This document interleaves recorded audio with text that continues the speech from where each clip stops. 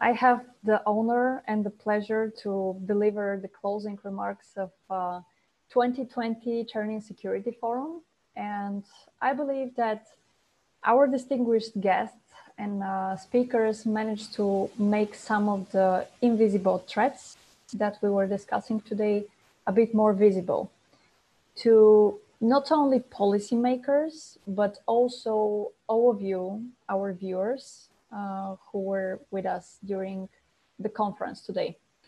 We've discussed a variety of security challenges, all of them we considered invisible or unconventional. They represent the so-called gray zone between peace and war. These are terrorism, extremism, cyber attacks, some forms of populism. Many of them are borderless. They don't have a state, and they are barely visible using the traditional frames of reference. Our keynote speaker this morning, Rafał Rogodziński, pointed to the oceans of data, the transformation of technology and artificial intelligence that we are going to witness in the post-pandemic world order. What I got from his speech is that technology we are using today has been built on foundation of science.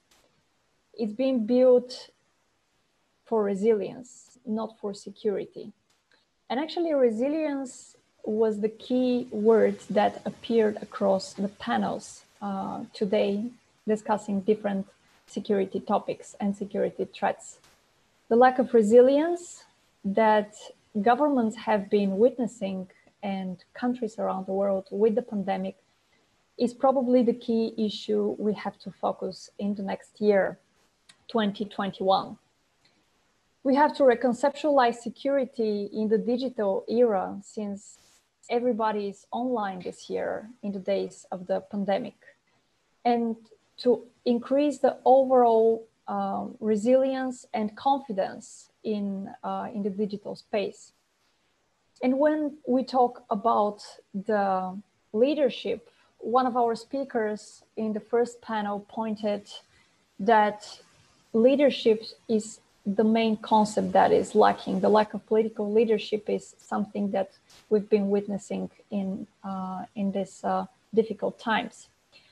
Social media, on the other hand, is one of the challenges for political leadership, and we shouldn't take for granted the problems and the challenges that social media has been creating. Another thing that I've learned today is from Professor Giga Turk, who said that not all invisible threats can be identified or anticipated. And this is probably a challenge for all of us, scholars, analysts, and security experts, and also for all policymakers who have to deal with scenario planning in the post-pandemic world. I would like to thank the technical team, the whole team of the Institute of International Relations, who is behind the organization and the preparation of Chernin Security Forum, and also the Ministry of Foreign Affairs of Czech Republic for the support. I really hope that next year we're going to be able to welcome you in Prague, and of course with a lot of new thoughts about what we are experiencing and what we are witnessing right now in terms of security environment. But let's hope that the next security conference is going to be a bit more optimistic. A lot of anticipations and forecasts that we've heard today based on in-depth analysis and research point to challenges that we need to address in the short term in order to provide peaceful societies in the future. My name is Asya Metodieva, and thank you for joining us today. Follow us on social media, and of course, you're going to be able to watch the different panels in the next days in the form of video recordings in case you want to go back to some of the arguments you've heard today. Wish you a lovely weekend and hope to see you again.